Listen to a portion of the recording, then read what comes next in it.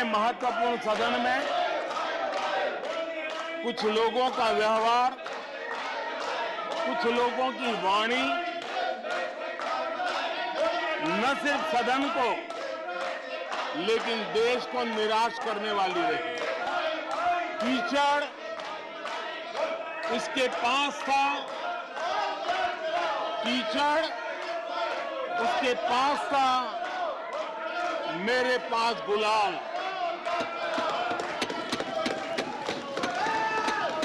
कीचड़ उसके पास था, मेरे पास गुलाल। जो भी जिसके पास था उसने दिया उछाल।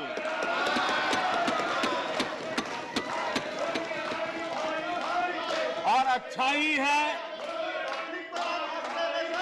जितना कीचड़ उछालोगे कमल उतना ही ज्यादा खिलेगा। कलबुर्गी में 8 लाख से ज्यादा जनधन खाते खुले हैं। अब सभापति जी बताइए, इतने बैंक के खाते खुल जाए, इतना एम्पावरमेंट हो जाए, लोग इतने जागरूक हो जाए और किसी का इतने सालों के बाद खाता बंद हो जाए तो उनकी पीड़ा मैं समझ सकता हूं। देश हमारे साथ है। कांग्रेस को बार बार देश नकार रहा है, लेकिन कांग्रेस और उसके साथी अपनी साजिशों से बाज नहीं आते हैं और जनता ये देख भी रही है और उनको हर मौके पर सजा भी देती रही। और रिपोर्ट कह रही थी 600 जितनी सरकारी योजनाएं सिर्फ गांधी नेहरू परिवार के नाम पे है।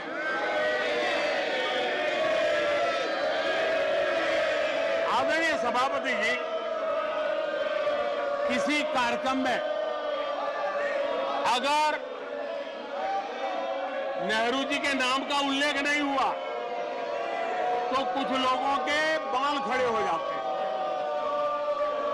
उनका लहू एकदम गर्म हो जाता है कि नेहरू जी का नाम क्यों नहीं दिया। आदरणीय सभापति जी, मैं बहुत आश्चर्य होता है कि चलो भाई, हमसे कभी छूट जाता होगा नेहरू जी का नाम, और छूट जाता होता होगा हम ठीक भी कर लेंगे क्योंकि वो देश के पहले प्रधानमंत्री थे। लेकिन मुझे ये समझ नहीं आता है कि उनकी पीढ़ी का कोई व्यक्ति नेहरू सरनेम रखने से डरता क्यों है।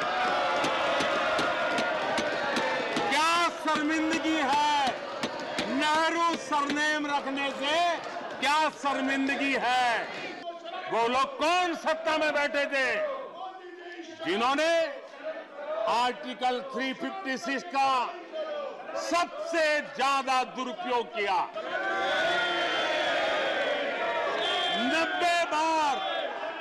90 बार चुनी हुई सरकारों को गिरा दिया।